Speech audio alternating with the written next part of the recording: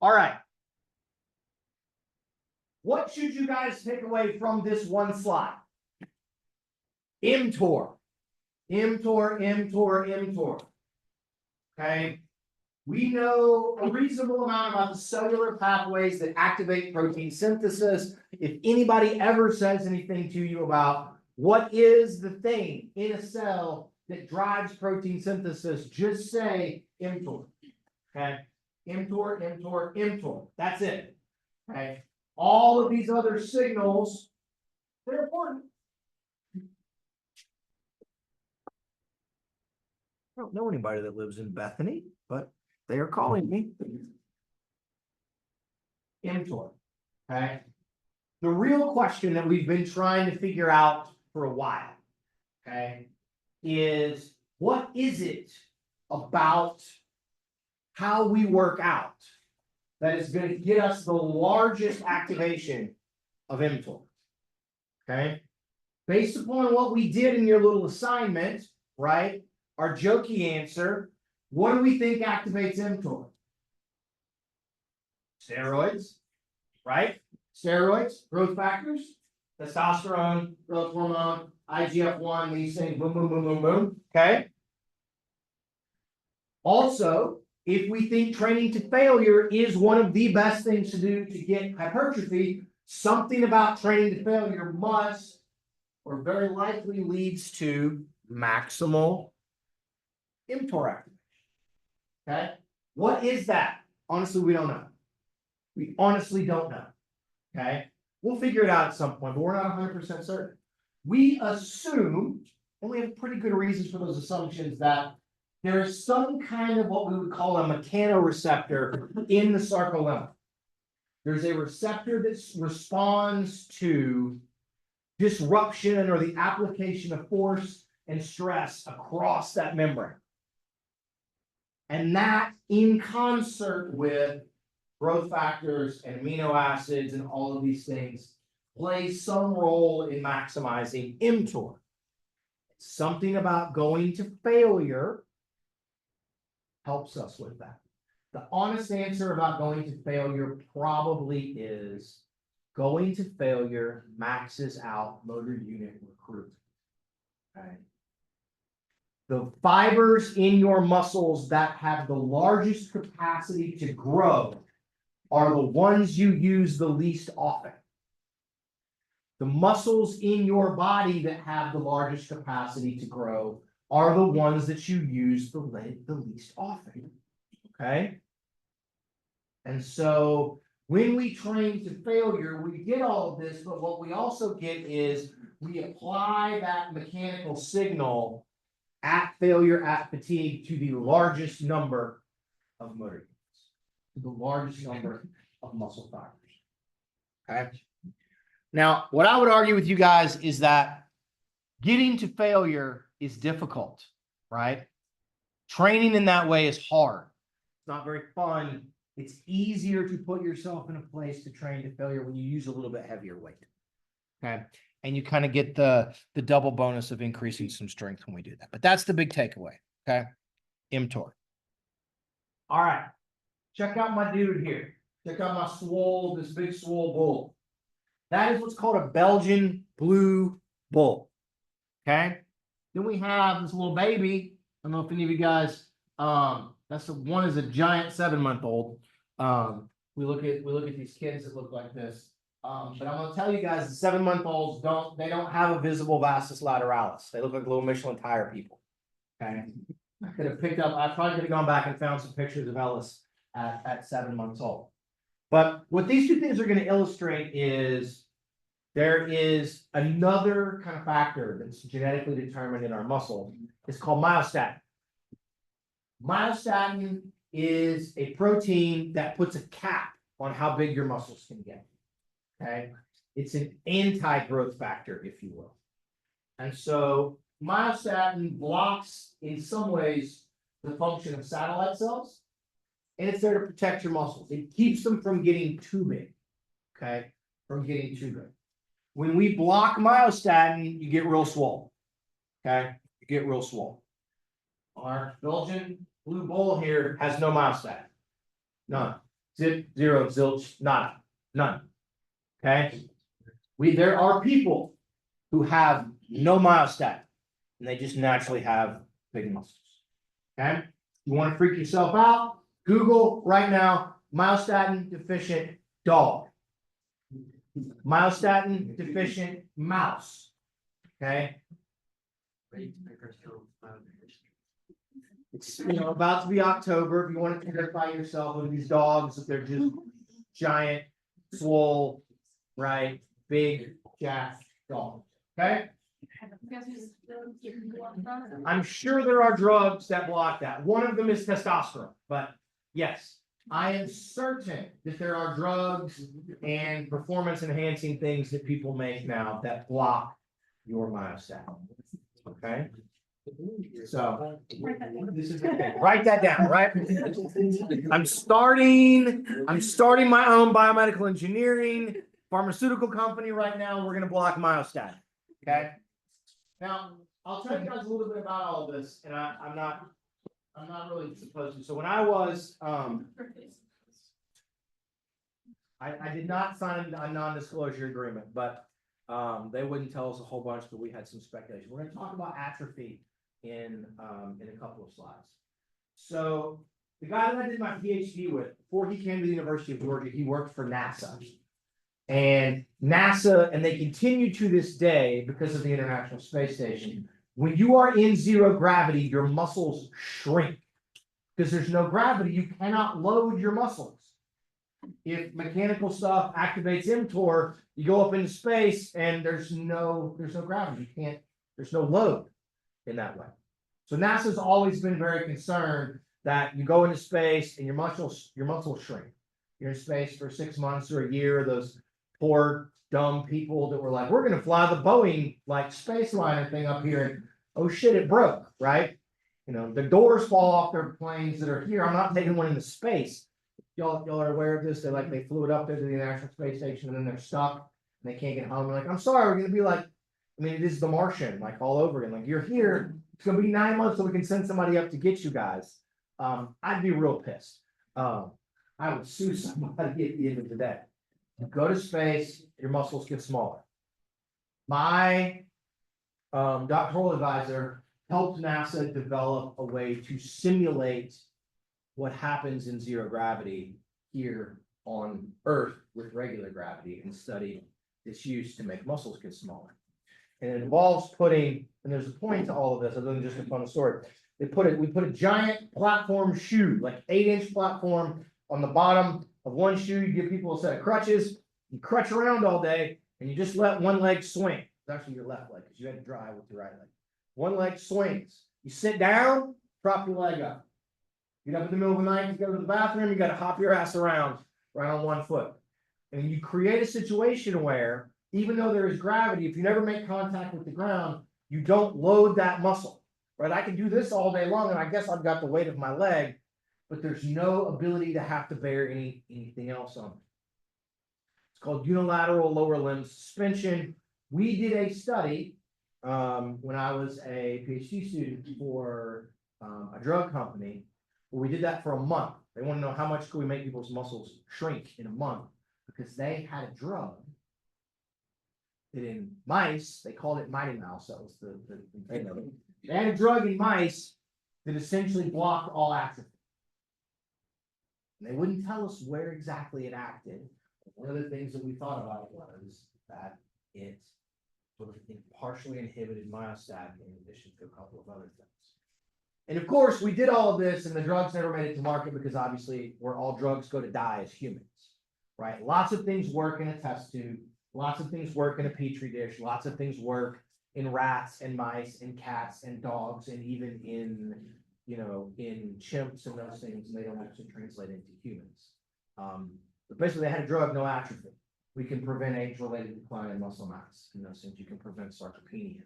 That would help us prevent like cardiovascular disease and diabetes. It's just this huge, wide-ranging kinds of things, and it didn't quite all work out at the end of the day. We're going to talk about atrophy in just a minute, but here are myostatin things. So if I ask you on the test, which is what's coming up in the next couple of things, Why are some people genetically predisposed to having bigger muscles than others? You can say myostatin, right? Your neighbor has more myostatin than you, they're going to have smaller muscles, probably. Okay. We have begun to put together, right, a sense of the genes that play some role in resistance training. Okay. We now think that about 80% of the variation, 80% of who gets bigger muscles in response to resistance training is genetic. Okay. Yeah, it's fucking wild. Okay. 40% of the difference in your responses to aerobic training to VO2 max, about 40% is genetic. This is even bigger. We are aware of about 50 different genes, mTOR, right, AKT, myostatin, there's some other ones that are there that are contributors to muscle mass. Lots of them are pieces of the mTOR pathway. Okay. We tend to now, if we were to just swab your cheek, we can do a genetic profile on your genes and get some idea and have some prediction of who is likely to be more of a responder than someone else. Okay. I think it's 23andMe. If anybody does this, right, that will give you, if you do the like genetic profile. Side note, don't do that unless you're ready to figure out that maybe you were from a sperm donor, or that your mom isn't your mom or something. Our neighbors, he is one of 18 kids from the same sperm donor. Did not realize until he did this, his parents never told him. So they all live like there's a whole bunch of them just in the other. The sperm donor was a doctor at the Health Science Center, or was a med student at the time on those kinds of things. And yes, of course, they're not supposed to be used that often and all of those other things. But yes, there's it, right? We have another friend that she figured out that the guy that she thought that she was raised by as her dad was in fact not her dad. And it was a whole thing, right? And she has a whole, she was family that reaches out to her on all of this. They're like, hey, like we saw you and we're this, and we live in Ohio and you're from Florida. And she's like, I don't understand. What is all of this? Those are some tough conversations. So do the genetic thing, but just, in the back of your mind, just don't be ready for, there may be tough questions that come from all of this. 23andMe, I believe, they do some profiling on, they don't call it this, but it's like, you might have the genetics to be a good distance athlete, or the genetics to be a good sprinting athlete, muscle mass responder, things like that. If I could have told you, or if you could know, right, that if you ever have a kid, if you could know at birth that maybe that kid would be predisposed to being good at this sport, that sport, playing an instrument, being a dancer, being an artist, whatever it is, would you want to know? Would that change how you parent them? And is that okay? Oh, the naivete of youth. That's all I gotta say, right? My wife and I had a conversation about this last week.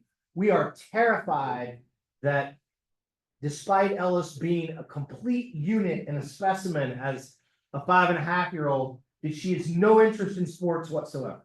None. She does gymnastics, but she's just like, she's just out there, messing around. She takes nothing seriously. We were playing pickleball last night. She's pretty good. Like, she is like, she's just like ripped for being like, my wife is like, she has abs. She's like, I've never had abs in my life ever. And she's like, she's 5.5. And I'm like, I know. Anyway, we don't know. All sorts of kind of wild things. I would love to know her genetics, right? With our giant Viking child. But is it okay? How many of you have a parent that pushed you to do something? I don't want to invoke like childhood trauma and like revisit things and all of this, right? Were you okay with that? Right? Maybe it's not just about sports. Maybe it's about anything. Maybe it's about how you do in school. Maybe it's about being an artist or playing in the band or whatever it's going to be. Right? I'm just going to tell you guys, like, do we want to know or not? I don't know. right? I don't know. So these are the conversations. In your lifetime, there's a very real chance that we will be able to tell you that about your kids. Okay, that we will be able to tell you. And now we're back to, right, it's all the original Jurassic Park. Just because we could do this doesn't mean we should, right? I don't know. When science outruns our ability to actually handle these kinds of things. Now I've become a conspiracy theorist. Okay, so anyway, this is the same kind of thing, right? This is just a graphic from the book about that there are non-responders, there's moderate responders, there are high responders. Okay. And the last slide to finish up is something I think all of you know probably just inherently. But as I mentioned with kind of the stuff that we studied when I was a PhD student, is this idea of muscle atrophy. What happens? We spend all of this time talking about how should we train, how do we make them bigger, this versus that versus this versus that. You remember the very first day? One of the things that I said, in addition to failure, what is probably the most important thing that you need to actually do if you want to have bigger muscles, if you want to have stronger muscles? You have to fucking exercise. Because if you don't, it goes away really fast. Okay? Just telling you guys, it goes away really fast. Okay? So when you do not use a muscle, or you do not use it and load it to the extent that it has become accustomed to, it will shrink.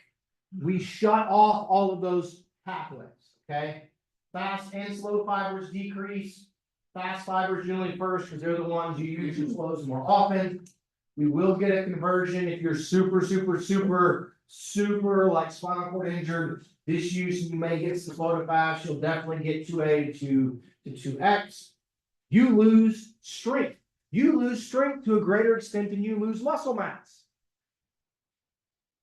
Because not only do you lose the mass, you lose the neural adaptations. Okay, that stuff goes away really quickly. Protein synthesis decreases, mitochondrial enzymes, all of the stuff in there, it all goes down. Okay, every bit of it goes down, and it goes down fast. In a month, okay, let's see. In a month, you guys want to guess how much smaller? We did MRIs. How much smaller do people's quads get in a month of doing this shit? I guess. Okay, y'all are a little high. It's not quite that bad. It's not quite half. Okay, 15% muscle loss in a month. There, almost 20% loss in the calf, in the gastroc and the soleus, right? Because you use those even more, right, every day for posture and those kinds of things. Okay, that's all that most people can get from a hypertrophic sample. Is all of that. It's gone in a month. Okay, we took MRIs every week. People were down like 8% in 2 weeks. All it took was 2 weeks. Okay. Those of you that want to be any kind of allied health worker, bed rest. Okay. People that are post-stroke, people that are post-ACL, whatever it's going to be. Bed rest, casting, inactivity, muscles shrink. Okay. The good news is it doesn't take that much. People have done that and then they'll do little interventions and things. It doesn't take that much loading to actually maintain what you have. We don't even talk about that in the midst of this. But if you could get muscle 1 day a week, 1 set, 10 reps, you can cut your volume by about 1/9 of whatever you were doing, and you can get pretty close to at least maintaining whatever you have. Okay. Think about that as you rehab people. Think about that if you ever want to work with athletes or teams or those things. Like, what do you need to do in season to just maintain whatever you got in the off season? It can be very, very low. Okay. It can be very low. Okay. Questions about resistance training? Yes, Joe, I'm sorry. I forgot to get your question. What you got? So for like, let's say they worked out for like 10 years and then they took like a 4-year break. Mm-hmm. Would their like adaptation back faster if they previously worked out? So their strength adaptation should definitely come back faster. Okay. Because they lost some of the neural adaptations, but once you get a neural adaptation, it's not 100% this, but basically the brain remembers, right? You don't ever really forget, right, how to ride a bike. You may be not as great at it as you were when you were doing it a bunch, but you can get back on the bike and do it, and it will come back. You learn the motor pattern. And so I haven't been doing it, and so I'm not as good as I was, but once I start doing it again, it will come back. The neural part will come back a little faster if you have a lot of experience doing something. The hypertrophy part, no, that it just takes what it takes. Okay, great question. Anything else? I know it's Friday, you guys, and we're all gonna go get your one set to failure today, guys. Okay, one set. You could just all stand up and do squats to failure. We can just knock it out right now. One set of push-ups to failure. Right? We'll just do body weight squats to failure. Right? We'll do our one set. Yeah, who cares? We're behind. I don't care. Right? This is more fun. Okay. This would be a bro science that we oftentimes do. Then we'll do metabolism. We'll start metabolism in a minute. Okay. We don't have these anymore. I'm really postponing. Y'all are just gonna hate me. So, because it's just biochemistry, and no one wants to talk about enzymes and enzyme kinetics and the Phillips-Mendel plots and why interactions happen in the way that they do. All right, how many of you have ever been to a workout class where the theme was mostly abs? I'm going to go to a class, and all we're going to do for 45 minutes or 50 minutes or whatever is abs. Okay, y'all are like, shit, I'm going to put my hand up. I don't want to, okay? All right, we've done this. These things exist. Isn't this a good idea? If I told you we're going to go to a class and all we're going to do for 50 minutes is do curls, we're just going to do curls for 50 minutes, would you think this seems like a good idea, right? Okay. So why is there abs class, but there's not curls class? If I said we're just going to do bench press for an hour. Now, admittedly, on Monday, if we go, some of the bros take an hour to bench press, but it's like I did a set and I walked around for 10 minutes, right? And I looked in the mirror, right? And I recorded some TikTok videos and I talked to my buddy, and I'm gonna do another set. It's slow. It's not like boom, boom, boom, boom, boom. You would think I was crazy, right? And yet, we do it with our abdominal. How many of you have ever done an abdominal workout where what you did was figure out your abdominal 1 rep max and do a set of 6 reps with 85% of your abdominal of your sit-up 1 rep max? That is how every one of you just about wrote down that you wanted to train for hypertrophy and other things that we just did, right? Fit principle, find your max, right? Figure out what your intensity needs to be and all of these things, sets, reps. Why do we treat our abs differently? Are they different? No, you're kind of nodding your head yes. Or are you just like, here? You're here, okay? I think it is different. You think it's different. You think if we cut open and took a piece of muscle out of your, right, out of one of your ab muscles, which I don't remember the name to because I've never had anatomy, right? Out of one of those and then took a piece of muscle from your vastus lateralis or from your bicep or someplace, that it's different. The actin and myosin are different. The fiber types are, it's something about them is different. Okay? Pardon? They recover faster? Are you sure? Who's ever done a plank? Okay? Everybody just about. Planks are terrible. Nobody likes those. If I told you we're going to bench press and you're going to take a weight and you're just going to hold it and do an isometric contraction, you would would think I was crazy. And yet that's exactly, you'd be like, it's abs class, we're gonna do planks, what's up? Right? Let's go. And you feel it there. Should you all today go and like, I'm gonna unrack the squat, I'm just gonna stand here. We already talked about that, I'll train the but why do we treat abs different than every other muscle in our body? Lot training, burn all the fat in their abs. Okay, yes, they do. Their purpose, What about their purpose? like abs are part of your core, which is used for stability. Okay. My legs aren't part of, I don't use my legs for stability We use it for stability and strength. and strength. Okay. How many of you, you make a very good point. How many of you, if you've ever worked out your abs, like, you know what I'm doing? I'm working on my stability. I'm working on my core strength and my stability versus, you know what? I'm gonna have to take my shirt off at some point here, and it would. I'm interested in it not looking for me, however, maybe it is, right? Just be really honest with ourselves, right? How many of you are like, you know what, am I doing this because I've got to get my posture right and all of this? I'm not going to doubt you that is what they're used for, and that is very important. But the average person is not doing sit-ups, right? Because they think their posture is bad, right? They're not doing, back extenders like, I got sciatic pain and all of this. Those are very reasonable things, but that's not why most people are going to abs class. But why we treat them differently. And should we treat them differently? Okay.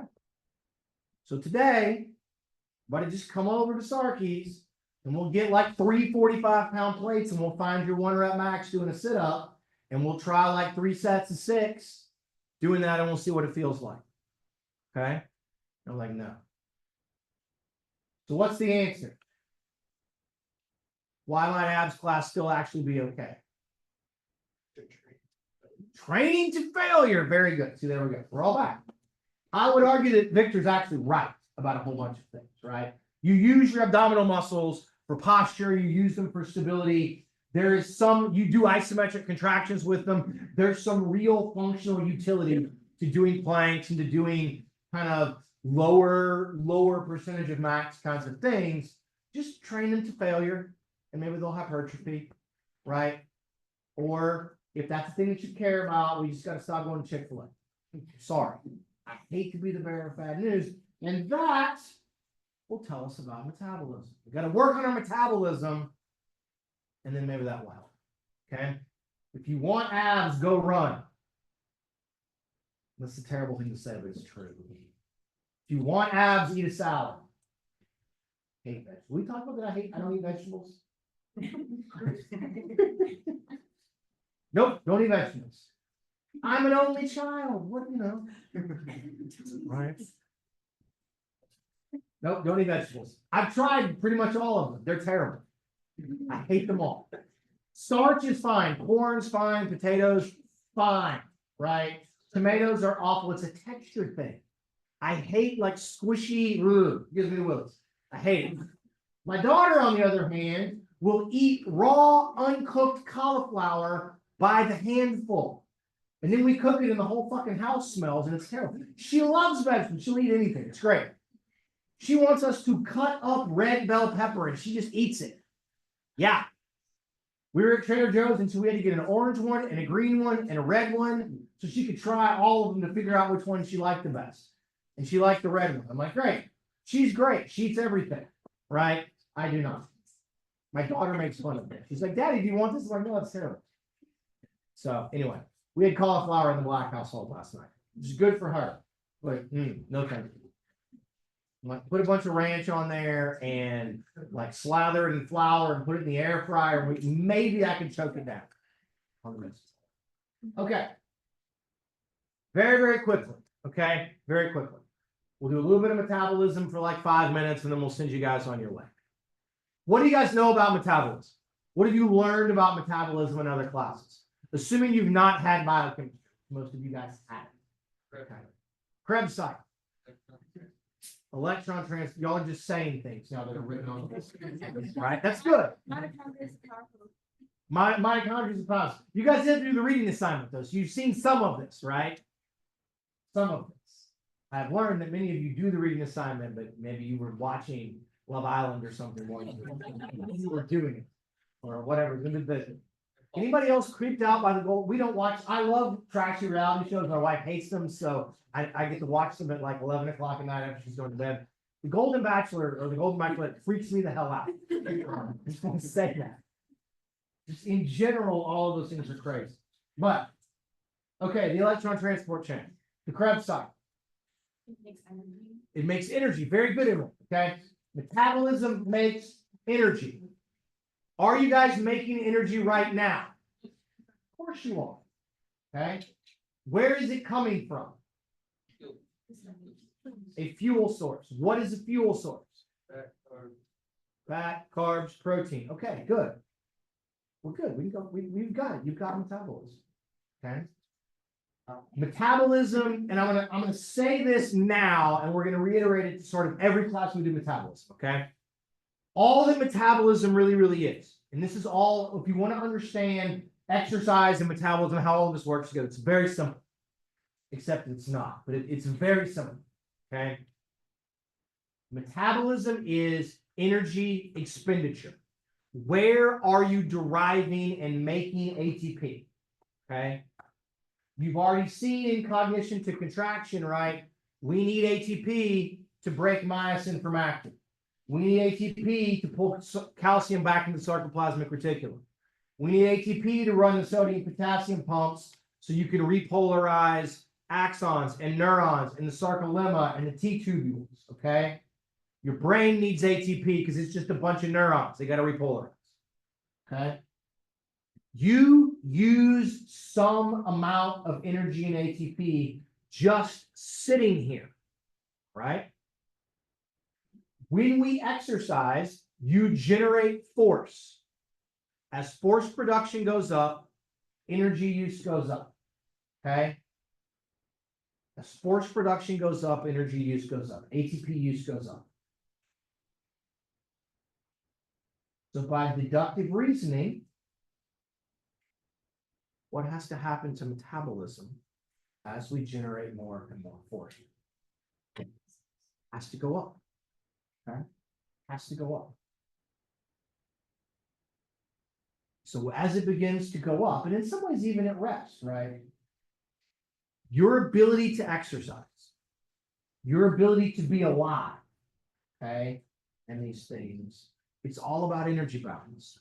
Can you match the demand for ATP across all of the systems in your body with the storage and sources of fuel that we can break down in a host of metabolic pathways to get ATP? Okay? So when I begin to exercise, I need more ATP. And in a very general sense, the body is neutral about where the ATP comes from. Okay. It's neutral about where the ATP doesn't care. ATP that comes from the breakdown of protein and carbs and fat is all the same. It's the same ATP. If it comes from, right, substrate phosphorylation in the 7th step of glycolysis versus being made by ATP synthase at the end of the electron transport chain, or if it comes from sort of directly from creatine kinase pulling phosphate off of creatine phosphate and putting it onto ADP, it's still the same ATP. And so it becomes about supply versus demand. And it becomes about which energy pathway can give me ATP right now to meet my demand. And then how long can that pathway continue to get me the amount of energy that I need? And it's the interaction of all of those things that we're going to spend all of next week talking about. Okay? All of next week. Okay. And with that, have a good weekend. Make good choices. Right? There we go.